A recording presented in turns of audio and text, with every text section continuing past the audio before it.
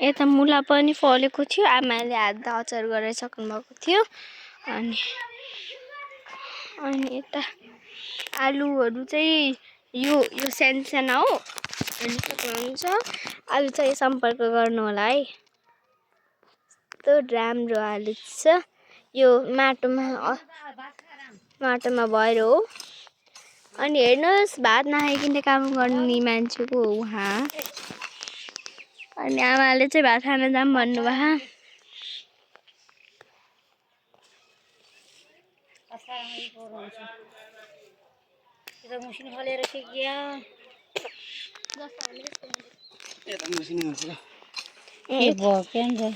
अहिले त हो त्यहाँ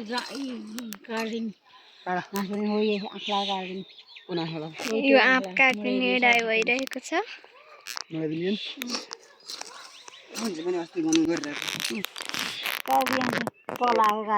तलबाट काट्दिनु तल भयो नि अहिले बिचार गरिदिएपछि घाँस लिस्नु पाइन्छ नबढाइदिएछ है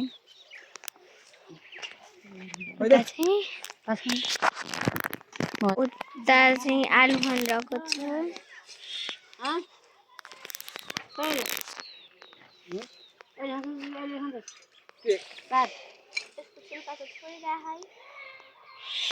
भोक लाग्यो कति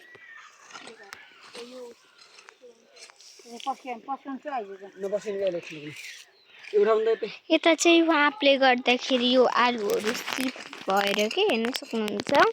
मसिनो फलेको छ अनि यता फेरि मैले देखाउँछु है यता अलि उहाँ अङ्कलले ठुलो आलु देखाउनु भएको छ मैले अझै ठुलो आलु देखाउँछु हजुरहरूलाई हेर्नुहोस् हाम्रो गाउँको आलु अन्त उताबाट चाहिँ भान्जा आइरहेको छ मैले चाहिँ मेरो फेस देखाउँदिनँ ल आफ्नो स्किन केयरमा चाहिँ नराम्रो छ नि त त्यसैले खाइदेऊ आलु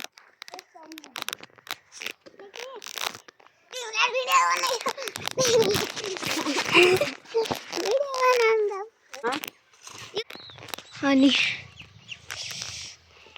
यस्तै छ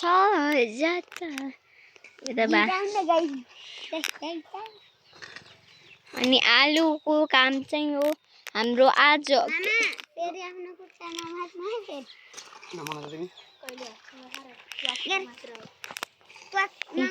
अहिले अलि यतापट्टि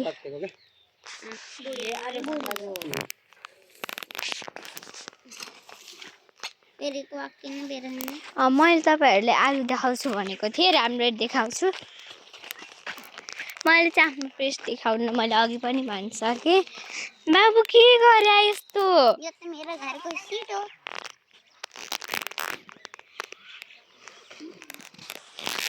यहाँ हेर्न सक्नुहुन्छ भान्जा बाबुले चाहिँ के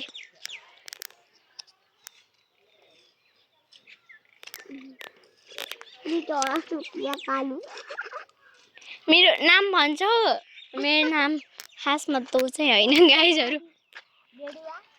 सेम टु यु बाबु मलाई चाहिँ हाम्रो गाउँमा चाहिँ अखराहरू फलेको छ हामीले चाहिँ सानोमा यसलाई के भन्थ्यौँ भन्दाखेरि चाहिँ यसलाई गोपी भन्थ्यौँ तर अहिले पनि भाइ बहिनीहरू आजकल चाहिँ बढी मात्रामा खेल्न छाडे आमाले चाहिँ बटुल ल्याउनु आलु अनि मैले चाहिँ दिदीलाई पनि देखाउँछु सबैजनालाई हामीले यो भिडियोलाई लाइक कमेन्ट सेयर र सब्सक्राइब गर्नु नबिर्सिनु होला दिदी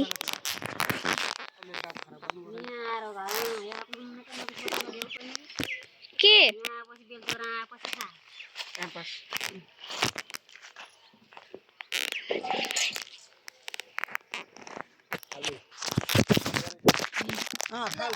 हाल